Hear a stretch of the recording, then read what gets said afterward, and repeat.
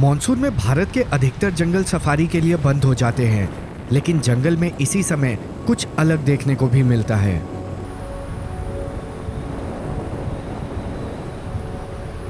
मैं अभी केरला के जंगल में घूम रहा हूं और आज मैं थटेकर बर्ड सेंचुरी जा रहा हूं।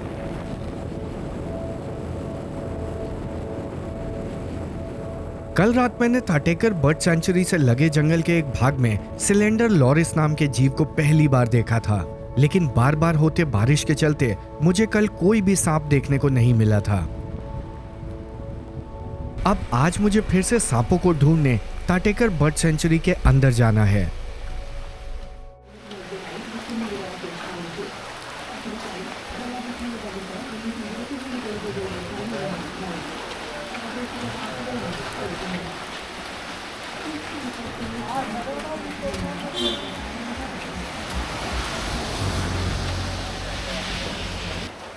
और सांपों को ढूंढने के इस मिशन पे मेरे साथ केरला के दो फेमस वाइल्ड लाइफ यूट्यूबर्स भी हैं।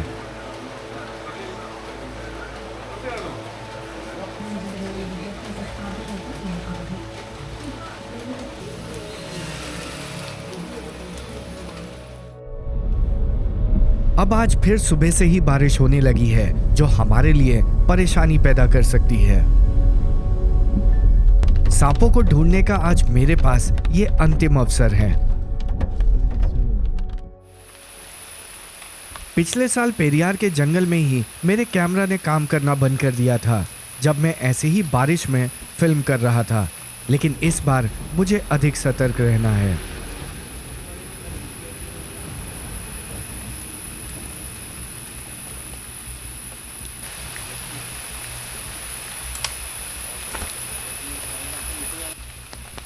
यहाँ के जंगल में पिट वाइपर और किंग कोबरा जैसे खतरनाक और जहरीले सांप मिलते हैं, और आज हम उन्हें ही ढूंढने वाले हैं। लेकिन सांपों को ढूंढना इतना भी आसान नहीं होता है, और आज देखना है हमें यहाँ सांप देखने को मिलता है या नहीं।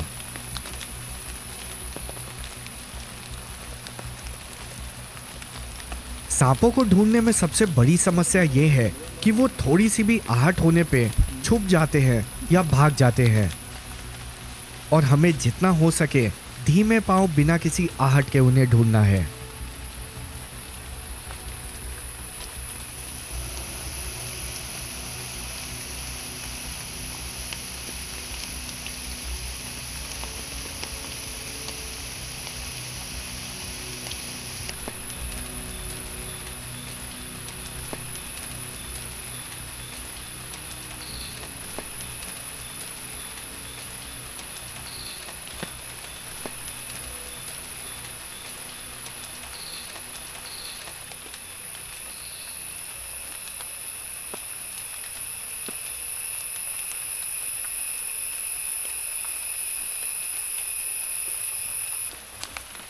मॉनसून के समय यहाँ सांपों को देखने का अच्छा समय होता है, लेकिन जैसे एक सफारी में बाघों को देखना भाग्य की बात होती है, वैसे ही यहाँ भी एक बार में किसी सांप को देखना भाग्य की ही बात होने वाली है।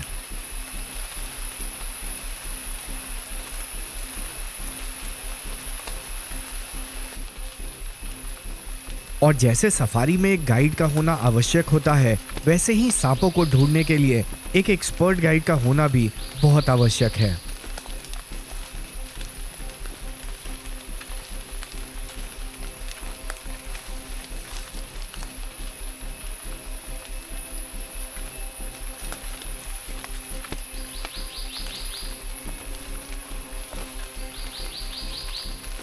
जंगल के अधिकतर जीव आपको तभी दिख सकते हैं जब वो अपने आप को दिखाना चाहते हों, और कई बार वो आपके आसपास ही होते हैं, लेकिन आप उन्हें देख नहीं पाते।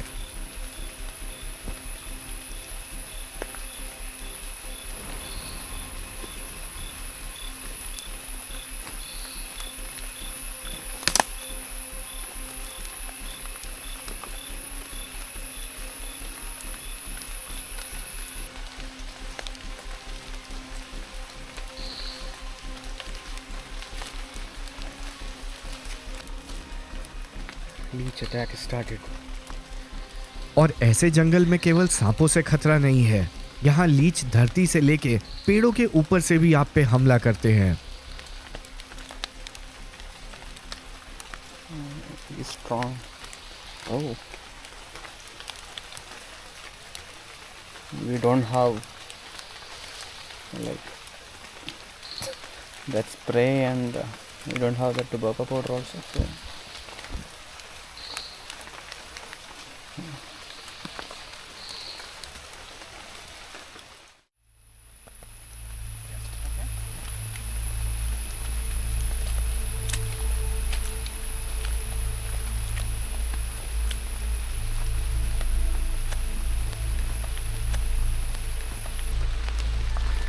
This is walk into the wild.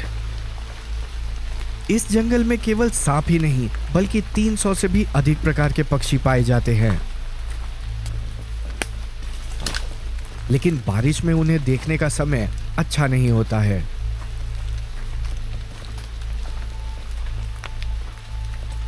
और ना केवल पक्षी, यहाँ तेंदुए, भालू और हाथी जैसे जानवर भी देखने को मिल जाते हैं।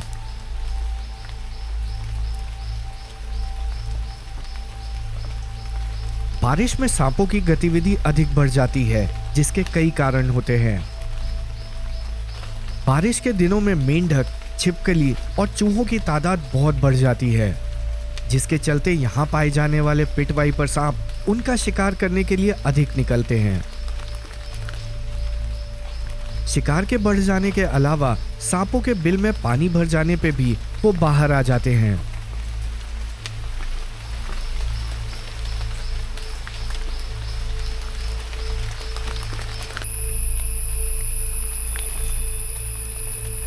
पिट वाइपर जैसे सांप अपने आसपास के परिवेश में छिप जाने में बहुत एक्सपर्ट होते हैं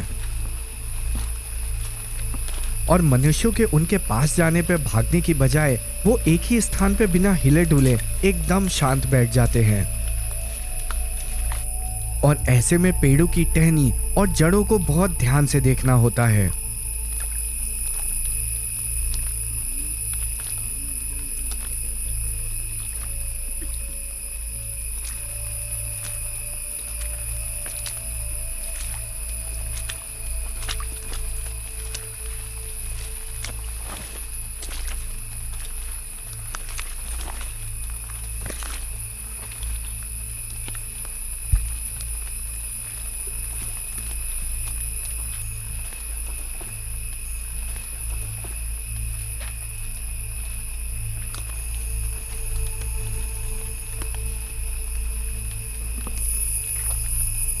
Morning got it done, but I don't know.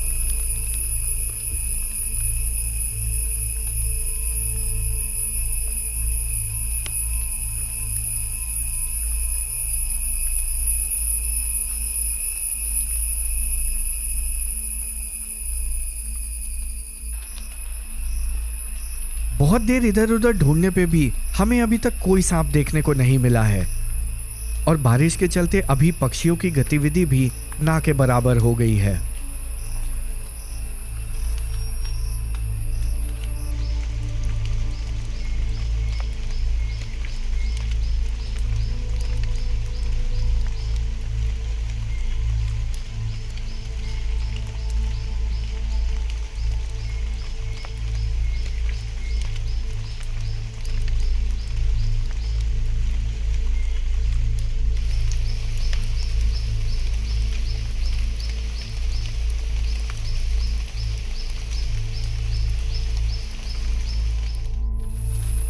पिछले 2 घंटे से घूमते हुए अब ऐसा लगने लगा है आज हमें यहाँ सांप नहीं मिलने वाला, लेकिन इस घने जंगल में सांपों के अलावा भी एक विशेष जीव है जिसे हम ढूंढ रहे हैं।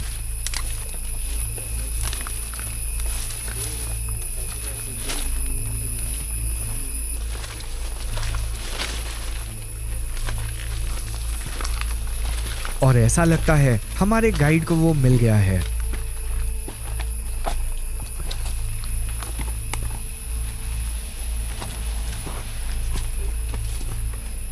ये एक ऐसा जीव है जिसे बिना किसी एक्सपर्ट गाइड के ढूंढ पाना लगभग असंभव है।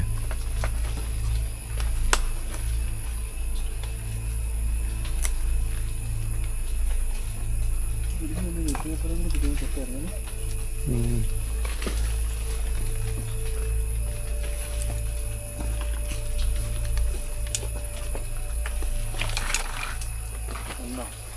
Hmm.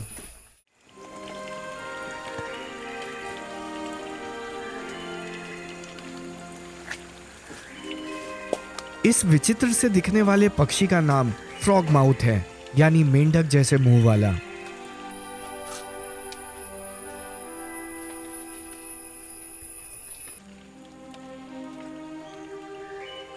भारत के पश्चिमी घाट और श्रीलंका में पाया जाने वाला एक अनोखा रात में जागने वाला पक्षी है। यह अपने मेंढक जैसे चौड़े मुंह और सूखी पत्तियों जैसे छलावरण के लिए जाना जाता है।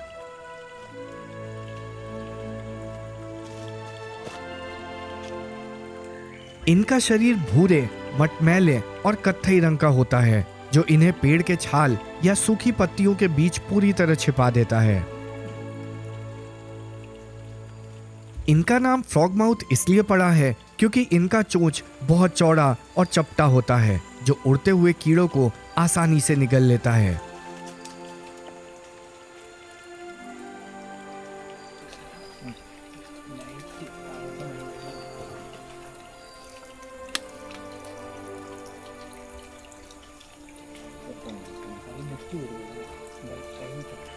ये पक्षी पूरी तरह निशाचर ही होते हैं, यानी ये दिन भर पेड़ों की टहनियों पर बिना हिले डुले सोते रहते हैं और रात में शिकार करते हैं।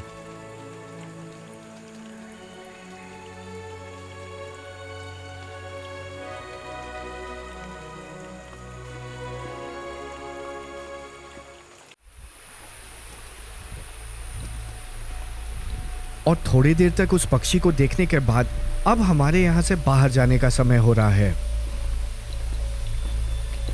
लेकिन जहां मुझे आज कोई सांप देखने को नहीं मिला, वापस जाते जाते पेड़ पे एक बड़ी सी गिलहरी देखने को मिल गई।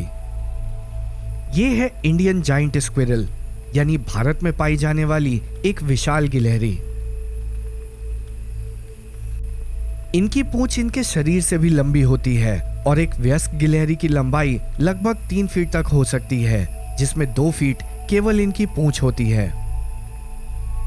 ये गिलहरी धरती पे बहुत कम ही आती है और अपना पूरा जीवन पेड़ों की डालियों पे ही बिताती है। ये एक पेड़ से दूसरे पेड़ पे जाने के लिए लगभग 20 फीट दूर तक छलांग लगा सकती है। भले ही थटेकर के जंगल में मुझे इस बार कोई सांप देखने को नहीं मिला हो, लेकिन मुझे कल रात और आज सुबह 2 ऐसे जीव देखने को मिले जिसे मैंने पहले कभी नहीं देखा था।